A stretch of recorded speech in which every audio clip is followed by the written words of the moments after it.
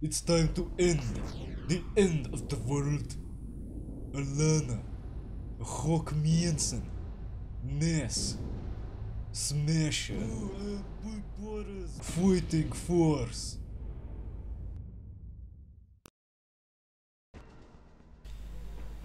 Hello everyone and welcome to Fighting Force.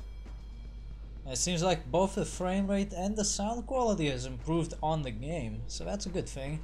Guess I found a solution to my little problem. We'll get into that, why that's the case a bit later, but yeah, here we go. The first Fighting Force game. About fucking time, right? Let's see what we got. Oh, we only got easy and normal? For that matter, it doesn't want to change it that much. What the fuck? Change the goddamn difficulty. It's stuck. Dude, I can't change it. Bitch. I can't. Is it because... Oh, wait. Ah, here we go. Never mind. It's just the analog freaking out again. Wow, I thought the game was being a bunch of shit already. But yeah, this is Fighting Force 1. We already did the second Fighting Force game, and as you can already tell, this is nothing like that. Why? Well, because this game originally started out as a Streets of Rage 3D game. But it never became a Streets of Rage game, instead it became its own thing. Sort of. I mean, you can kinda tell that some similarities, but for the most part, it's a thing. Anyway, let's just pick up a character and get on with the game. No need to stare at pixelated boobs all day. So we got 4 characters to choose from, 2 females and 2 males. We got Alana, Hawk Miensen, Mace, and Smasher, who might as well just be Big Boris, Big Buff Boris. Let's look at this motherfucker. Something's wrong with his right shoulder though. It doesn't look quite right. I'm gonna play as Hawk Miensen because of course, that's what the second game was all about.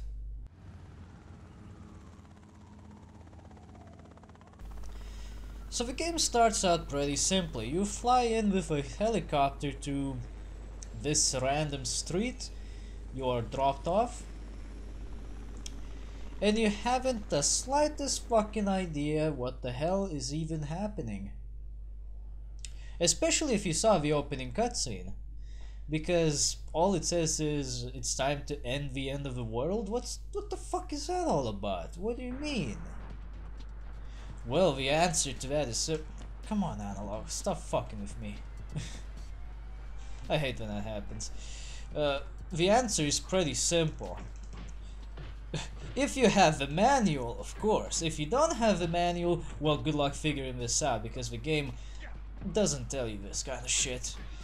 The plot is pretty simple. There's some random weirdo who I believe is just called Zed or something like that. Who the fuck even knows what his name is? But yeah, basically, there's just some random fucking weirdo in a thick trench coat who has decided, you know what?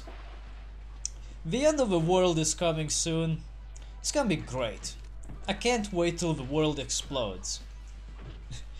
But then it doesn't, because as you already know, end of the world prophecies are always a bunch of bullshit. So what does he do? He decides to make his own end of the world. And that's why we're here. We're gonna stop this guy from doing his own end of the world. What is even the point? I don't know. Like, who the fuck even knows? What's the point behind this? But he just wants to fuck everything up because my prophecy. I think that's what the story is. That's what I heard, at least. I've never seen the actual manual of this. So whenever I find it, I'll just make a quick cut at the end of the video and I'll showcase the story there. Because, dude, I have no fucking idea. The fuck was that? The door just suddenly creaked for no reason. Okay. I guess I shouldn't be shit talking this random what's his name again? Zaibatsu guy? What's his name anyway? Maybe he's sending ghosts at me because he believes in ghosts or some shit. But the story doesn't matter in these kind of games. What matters is the gameplay. As you can see, it's nothing too special. The gameplay is all about beating the shit out of the bad guys. Can I pick up the gun? No, fuck it. Excuse me, I'm having some coughs today for some reason. But yeah, the gameplay is pretty simple. You just go around beating the shit out of people. So it makes a lot of sense for this game to be a Streets of Rage game, actually. It's just weird that it never became a Streets of Rage game, and I think the reason behind that is very simple. There's just been some random licensing issues and disputes internally, and such, Eidos Interactive and Core Design have just decided, fuck it, Streets of Rage isn't that popular anyway, let's have Fighting Force, now that's gonna sell big money. Apparently it did sell just about enough to make a sequel, which we already saw, and well, that one deviated from simple beat 'em up to a weird action adventure thing quite fast, didn't it? Seriously, took only one game to change the entire track of the game. Being that this is Hawk Miensen's first appearance, obviously the best thing you can do with Hawk Miensen is kicking the shit out of people. Despite him not having very good combos to make use of, he still does a fair enough amount of damage with the kicks, and that's good enough for me. The punches are still viable as well, but they're not that impressive all things considered, and there are some choices of weapons, mostly melee weapons like plastic bars or, in this case, a trash can that you can throw. He looks so weird, like a caveman carrying a stick or something with that. There's also some bombs you can throw. They look like cubes, but do not be mistaken.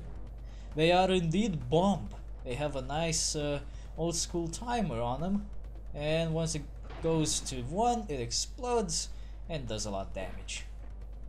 Like you would expect. I mean, come on, what kind of bomb wouldn't do damage? That would be like a very shit bomb, I gotta say. In these boxes you can find some health kits, but if you are not able to find any health kits, you can also look out for soda machines in the levels and break the shit out of them. Some people assume that this is some kind of a secret, but honestly, how fucking dumb do you have to be to not think about smashing the shit out of this? I mean, the first time around I didn't really think about this, but I accidentally smashed it. And let's be honest, accidentally smashing the vending machine was not that difficult to begin with, considering the enemies were all over the place. But yeah, I accidentally hit it and I noticed it takes damage, so I'm like, okay, let's try hitting it some more. I do that, and there you go. It shits fucking soda. Which, by the way, the soda machines, the vending machines in Fighting Force 2 do as well, in much greater abundance, no less. Which really makes you wonder, what's that all about? Why so many cans? Also, I gotta ask something. I remember on some of the versions there being a thing where if you run into a certain spot on the map, then the level is over. The screen flashes and something happens, but I was never able to figure out what exactly, because my version of the game also happened to be Russian, and I can't speak a fucking lick of it. So I was wondering if anybody else remembers that, or was that just something that I just misremember, because I have no idea. I can't seem to recreate that anymore in this version, which is the version 1.1. I found this version on Emu Paradise website. You know, the website that has a fuckload of ROMs to download and other shit. It's pretty cool. That's where I found this version, and apparently this version also comes with a couple of demos for I think a Tomb Raider and Legend of Mystical Ninja? I think that's what it was.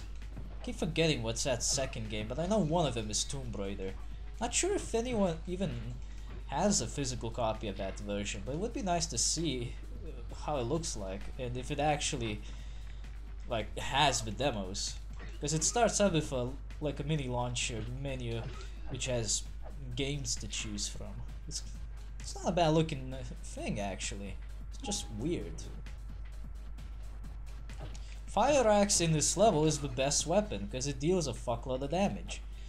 Unfortunately, the fire axes in this world are made out of plastic and break within 2 or 3 hits. It's weird how flimsy these things are. Whatever. So these baseball bats look fucking weird. That's not how I remember them. They looked a bit more like a baseball bat to me before, but now they look more like oversized baguettes.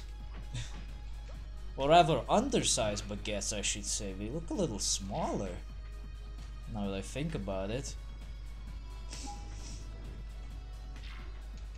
Choosing a character at the start is kind of important. As far as I know, the 3 out of 4 characters, which are not both Boris, cannot carry around certain items, and they also have different attacks and different damage levels actually. I think Hawkmiensen, nearly said it incorrectly, my mistake. Hawkmiensen, I believe, has the most well-rounded kind of damage. His kicks are pretty good, his punches are pretty good, overall he's pretty good, and he's not too slow either. He's a well-rounded character, whereas the female characters are faster but not as powerful. Big Boris Smasher guy, like this one over here actually. He's the slowest, but he can also carry around the heaviest objects and just overall deals the most damage.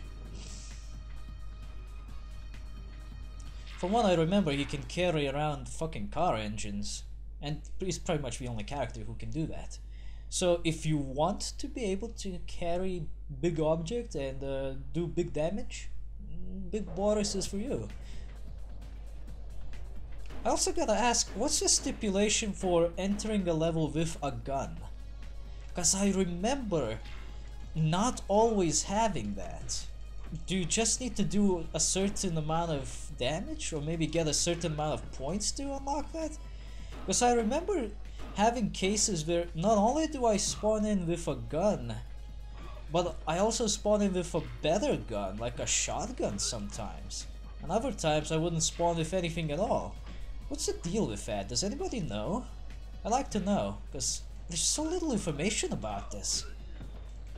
As far as I know, I mean, I didn't really search for this stuff, but from what little I've done in terms of searching, I couldn't find much of anything. And my luck with Google has never been good. I can never fucking find anything that I'm looking for on Google. It just never fucking finds anything for me. Oh shit! Snakey and Jess just blew the fuck out of those walls. Bam bam, bim, fucking bam. There you go, level clear. Clip through the wall. Just clip through that opening door and there you go, that's the level. Awesome.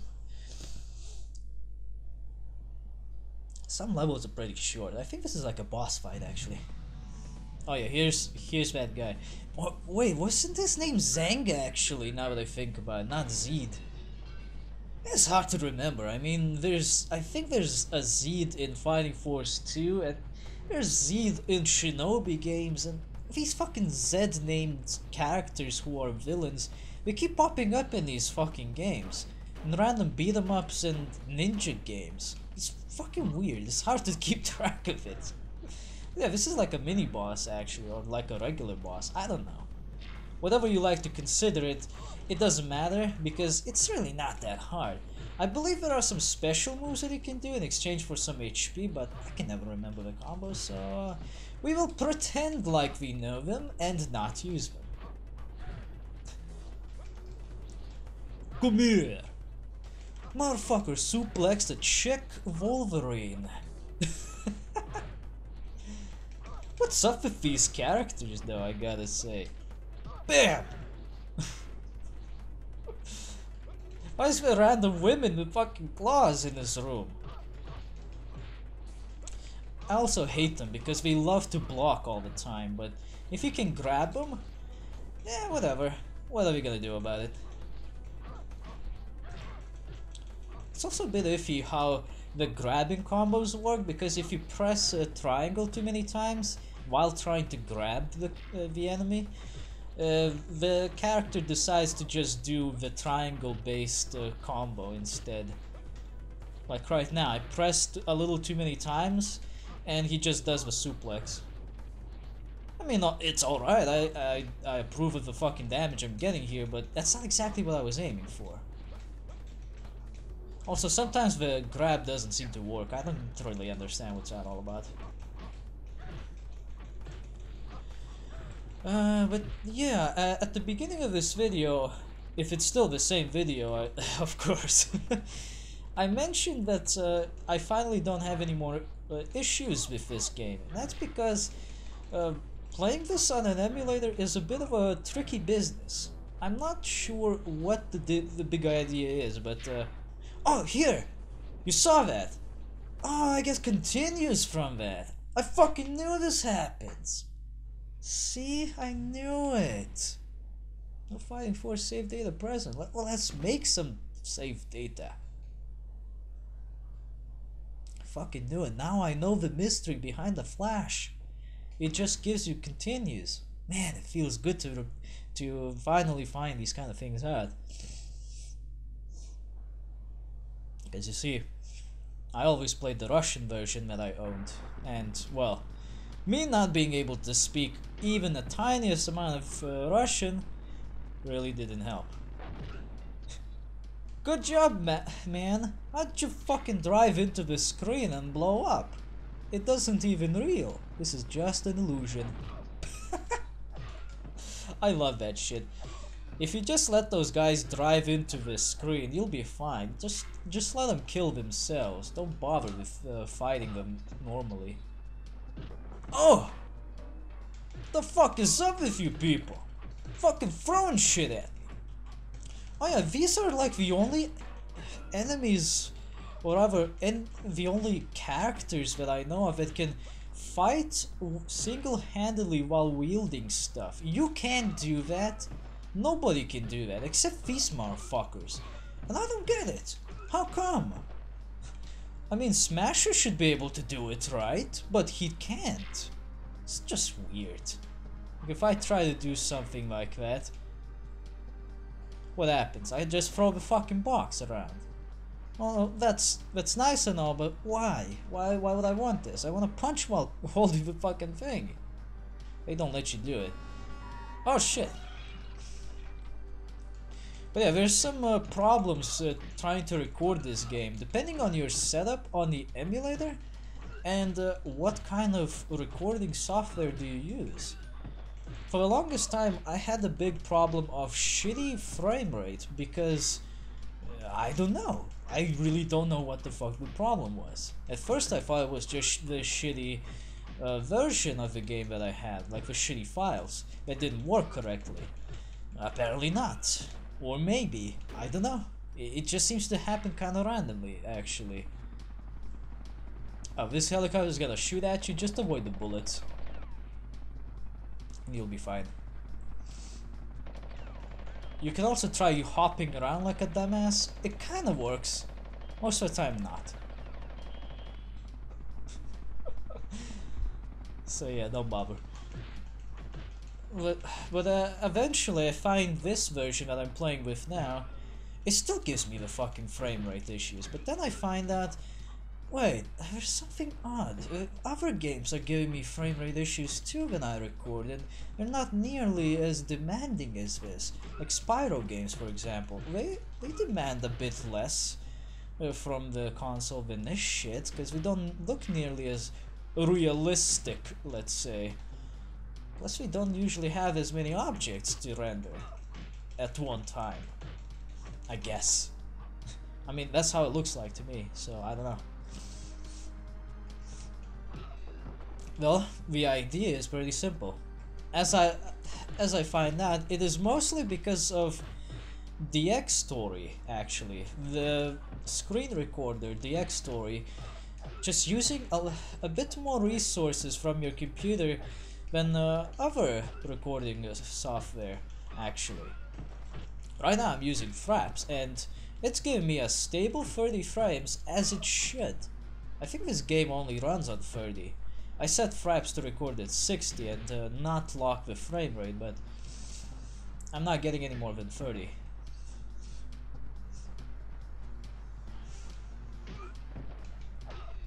Here we go.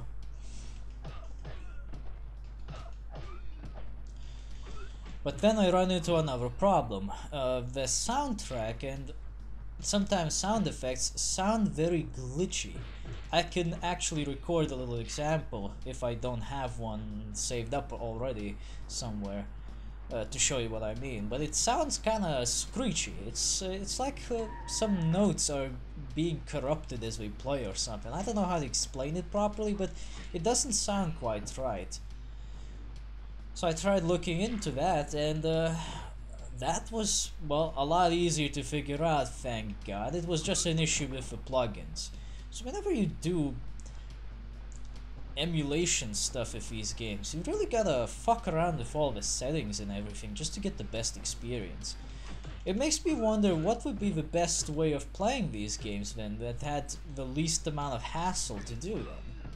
Because it seems like no matter what emulator you choose, you'll still have to deal with all the plugins and everything. I hear that certain emulators like Mednafin or RetroArch or whatever it's called have a lot less hassle involved with plugins and stuff, but I've had bad experiences with those, so I don't really want to try them anymore. I don't know. People praise those particular emulators, mostly because of their versatility, all things considered. But for me, they usually don't do as well as more specialized emulators. Like, I know for one, I can get a lot better performance for Sega games if I use Kega Fusion rather than whatever the multi-tool emulator choice is, like RetroArch or something, whatever it's called. I don't really dabble into these things, so I don't really know all of this stuff.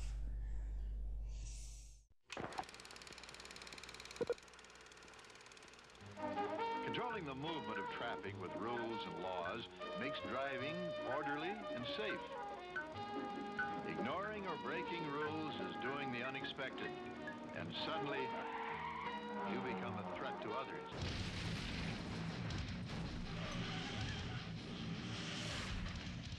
Collision is certain. Collision is certain. Collision. It's only a matter of when. As long as everyone follows the rules and is considerate of others, we can relax and enjoy driving. Enjoy driving. Without rules, the unexpected can be trouble.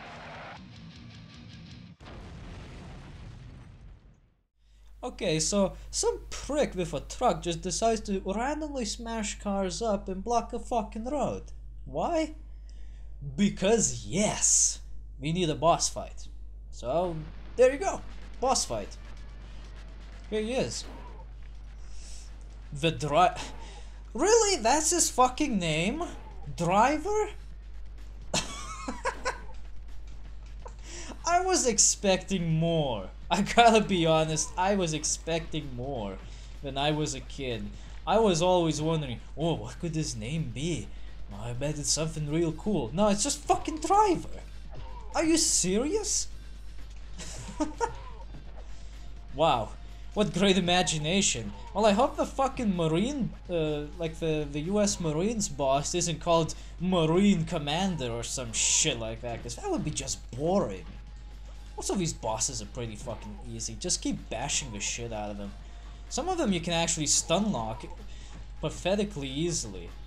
Like, I don't know if you remember that one, but it's like a jetpack woman in the army. If you just keep attacking her all the time, she can't do anything. She's always stuck. Choose your route. We can go to the Bronx, to the mall, or to the park. I want to go to the mall, because I haven't been there in a while. It doesn't really matter which route you choose, you'll get to your intended destination either way. But the thing is, the route you choose determines which of the levels you go through, because you don't get to go through all of the levels in one playthrough. So that leaves the question, are we gonna show off all of the levels? And the answer is most likely no. I don't really care.